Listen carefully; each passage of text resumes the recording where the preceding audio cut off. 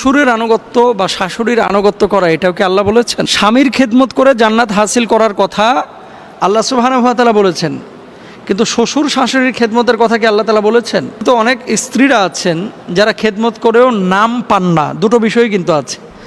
স্বামী বিদেশ থাকে, এখানে রেখে গেছে 5 বছর কুমিল্লায় বা চাঁদপুরে বা নোয়াখালীতে অথবা বাংলাদেশের যে কোনো প্রান্তে হতে পারে।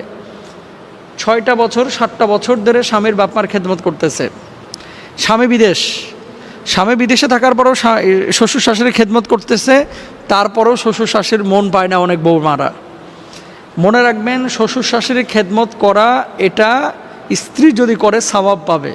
স্বামী যেহেতু খুশি হয় এই জন্য স্ত্রীর করা উচিত, কিন্তু এটা তার উপরে ম্যান্ডেটরি না, আবশ্যক না শাশুড়ির খেদমত করা। কিন্তু স্বামী যেহেতু খুশি হয়, স্বামীর আনুগত্যের কথা বলা হয়েছে, এই জন্য আপনি করবেন। শ্বশুর শাশুড়ির বোঝা উচিত যে যেখানে ইসলাম তাকে বাধ্যবাধকতা তৈরি করে নাই বা দেয় নাই যে আমাদের খেদমত করার কারণে, তারপরেও করতেছে, তাহলে সেক্ষেত্রে স্বীকৃতি দেওয়া উচিত সেই বৌমাকে। কিন্তু